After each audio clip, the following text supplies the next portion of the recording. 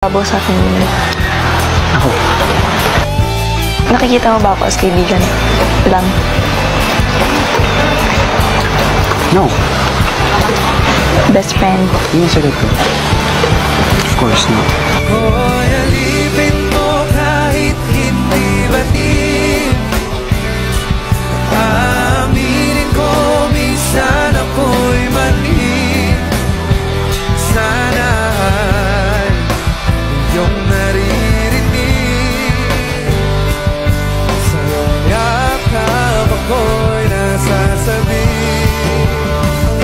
Pagkat ikaw lang ang nais makatabi, malamig man o mainit ang gabi, nais ko sanang iparating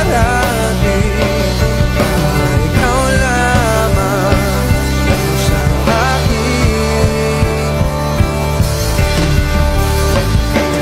ibigin.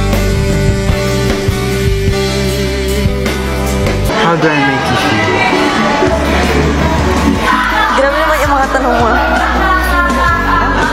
Kaya pag tinatanong ako, are you happy? Oo. Kasama ka dun. Sinisip ko, bakit masaya ako? Tsaka komportable ako sa inyo. Torpe ba si Miguel? Oo. Ikaw, torpe ka ba? Oo. Hindi naman. Oo. Ako? Paano mo nasabi? Wala lang. Ay, hindi. Denial lang. Ano yung denial? Wala lang. Hindi Miguel. Hindi siya. Actually, nag-first meet sa'yo. Kahit torpe siya.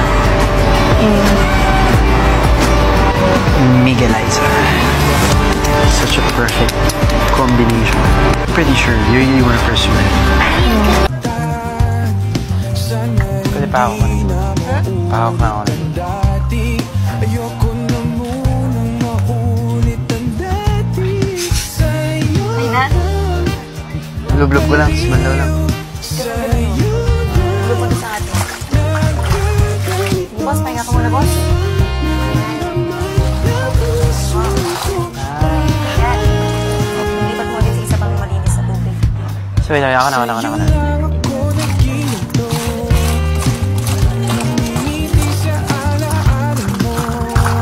Pinupunasan mo ako?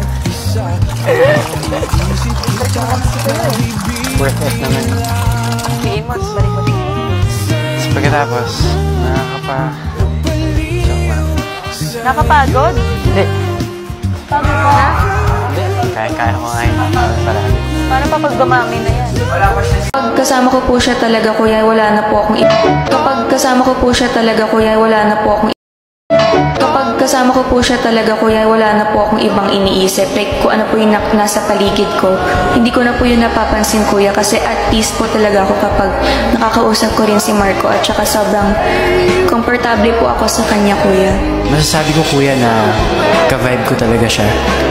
Yung mga ginagawa niya, kuya, is parang nagbibigay din sa akin ng saya and peace of mind. I'm only one call.